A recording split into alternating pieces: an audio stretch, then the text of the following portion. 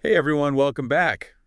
Ready for a deep dive? You guys sent in tons of Gen Z slang, so we're going to try and decode it all today. Sounds fun. Yeah, I think this will be pretty interesting. We've got a whole list here, and honestly, some of these I've seen online, but I have no idea what they mean. Well, hopefully we can clear some of that up for you. It's more than just knowing the definitions, though, right? Yeah, exactly. It's like, why does this stuff even matter? I think it matters because you can learn a lot about a generation just by looking at how they use language. Oh, for sure. Like a window into their culture and all that. Exactly. How they see the world, what their priorities are, what they're worried about, what they find funny. And what's interesting is Gen Z slang is really built for the digital world. A lot of these terms either started online or have evolved specifically for online communication. That's a great point. You can see how the internet and social media has shaped their language. So where do we even begin with all of this? I mean, this list is pretty long. Well, maybe we could start with some of the more common terms, ones that you've probably seen everywhere, even if you don't know exactly what they mean. Okay, like what? Give me an example. Well, think about words like bussin', fire, or facts. Those are pretty basic Gen Z slang, but they actually reveal something interesting about how this generation communicates. Okay, I'm listening. What is it? It's all about intensity. Almost every other word is an exclamation point. It's like they need that extra punch to get their point across. That's true.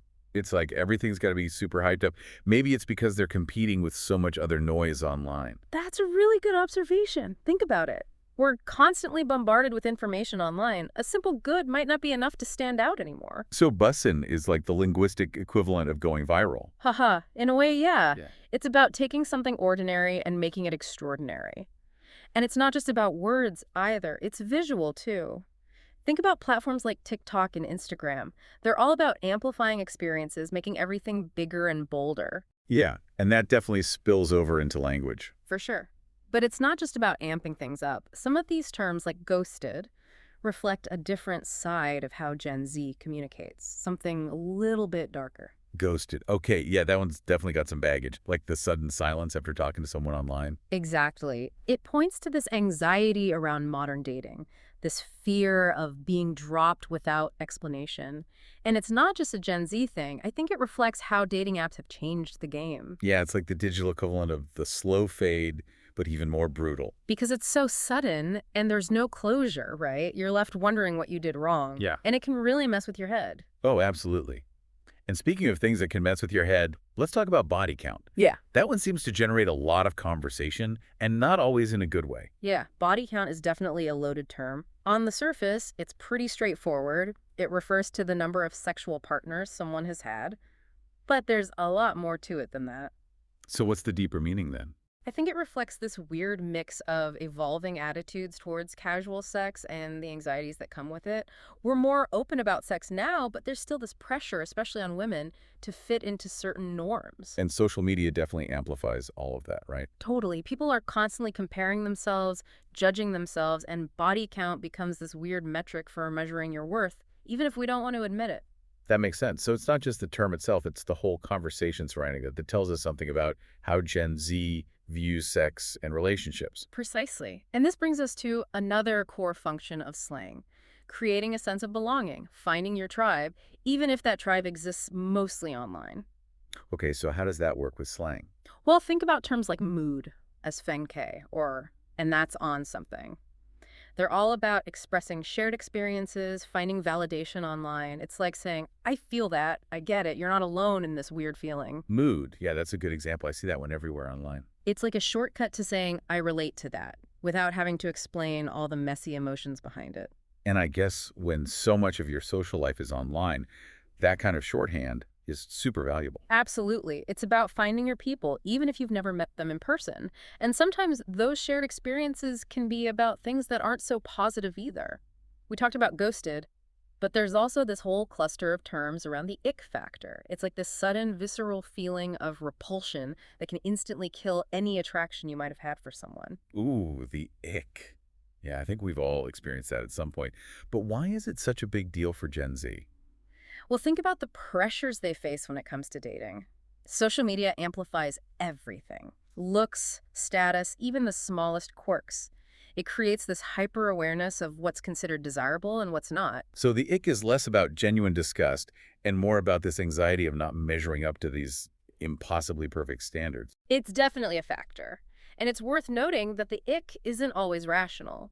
Sometimes it's triggered by something completely harmless, like a weird laugh or a bad fashion choice.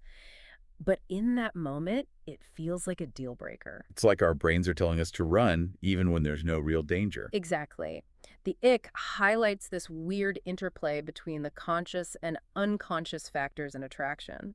And I think it's something that everyone experiences, but it's definitely amplified by the pressures and anxieties of modern dating. So it's not just about being picky. It's about navigating this minefield of social expectation. Exactly. And speaking of navigating social landscapes, we have to talk about those terms that are pure internet culture gold.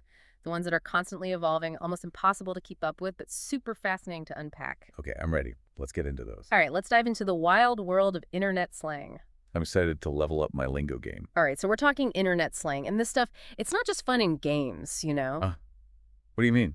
Well, it's actually a powerful tool for shaping online communities, for sharing experiences. Okay, I can see that. Yeah. Like if you're in a certain online group, you got to know the lingo. Exactly. It creates a sense of belonging, like you're in the know. And it can be used to enforce social norms, too. Yeah, oh, interesting. How so? Think about the word cringe, for example. Okay, yeah, cringe. I definitely use that one. It's not just about saying something's awkward, right? It's about establishing a shared standard for what's considered cool or acceptable online. What's funny, what's not. Oh, so it's like a way of policing behavior, but with memes instead of rules? Yeah, exactly. It's like you know the rules, you avoid the cringe, you're part of the group. That makes a lot of sense. It's like those unspoken rules of any social group, but amplified by the internet. And then there are these like shared moments that become super important for Gen Z. We call them canon events. Canon events, what are those? These are moments, often from pop culture or online trends, that become touchstones for this generation, like a collective memory, something everyone can reference and understand. Give me an example. Oh, think about that time everyone was doing the Harlem Shake videos. Oh my God, yes. That was everywhere. Exactly, or when that dress went viral because people couldn't agree on its color. Oh yeah. Blue and black or white and gold. That was wild. See? Those are prime examples of canon events. They become part of the cultural lexicon, almost like having a shared inside joke with millions of people. That is pretty cool. You think about it, like it creates this instant bond. And those shared experiences often give birth to new slang terms, new trends. Remember Brat Summer? Vaguely. Remind me what that was all about. It started as an aesthetic inspired by musician Charlie XCX's album, Ah, okay. but it quickly became this way for Gen Z to express a certain attitude. Rebellious, carefree, embracing their individuality. So it's like music and pop culture are still driving forces behind slang, even in the digital age. Absolutely, and sometimes those driving forces come from within the online world itself. Take the whole trend of crowning someone CEO of something. Oh, I love those. CEO of napping. Oh. CEO of procrastination. Exactly. It's so relatable. It's a fun way to acknowledge someone's expertise in something, even if it's something silly. And it plays into that need for validation and recognition we talked about earlier, but in a more lighthearted way. Right, like, hey, I might not be CEO of a Fortune 500 company, but I'm definitely the CEO of overthinking. Ha, exactly. Speaking of overthinking, I think I might be CEO of getting sidetracked. We were talking about internet slang. Oh, right. And apart from all the trends and cultural references, there's also a whole set of terms that are purely functional. Terms like ISO for in search of, GTG for got to go. Oh yeah, those are classics. And of course, we can't forget LMP. Ah yes, LMP, the acronym with a double meaning. Right. Is it a harmless request to like my pic or something a bit more risque? It all depends on the context, I guess. Exactly. And that's a good reminder that context is everything when it comes to slang, especially online. What might seem innocent in one setting could be interpreted very differently in another. Okay, that's good advice. Speaking of things that might be misinterpreted, there's a term on this list I'm kind of hesitant to even bring up, hentai. Yeah, let's just say it refers to a specific genre of animated content from Japan and leave it at that. Noted. Moving on. So we've got terms for navigating online interactions, expressing emotions, even calling out questionable content. What else is there? What have we missed? Well, there are some terms that are just purely expressive, like bruh and fam.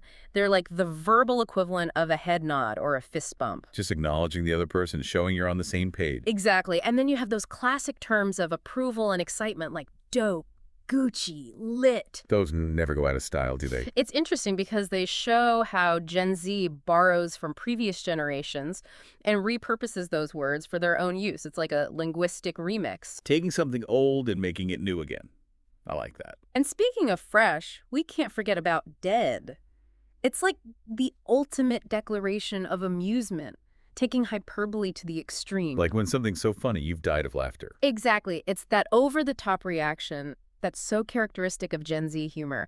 And then you have hits different, which describes when something familiar is experienced in a new and more profound way. It's like saying, this isn't just good, it's good on a whole other level. Precisely. It's about recognizing the subtle nuances of experience, which I think is actually quite insightful for a generation that's often stereotyped as being superficial. It's like they're saying, yeah, we meme and we joke, but we also pay attention to the details. Exactly. And that's what makes exploring Gen Z slang so rewarding. It's a window into their values, their humor, their anxieties, ultimately their worldview. I'm definitely seeing that now.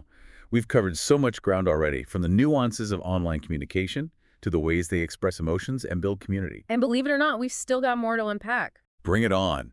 I'm ready for round 3 of Gen Z slang decoding. Okay, we're back and ready for the final round of Gen Z slang decoding. Round 3, let's do it. I feel like I could almost hold my own in a TikTok comment section now, but I'm sure there's still more to learn. Oh, there's always more. Slang is constantly evolving. What's trendy today might be outdated tomorrow. That's true. So where do we go from here? We've talked about internet culture, emotional expression, even some of the darker sides of online life.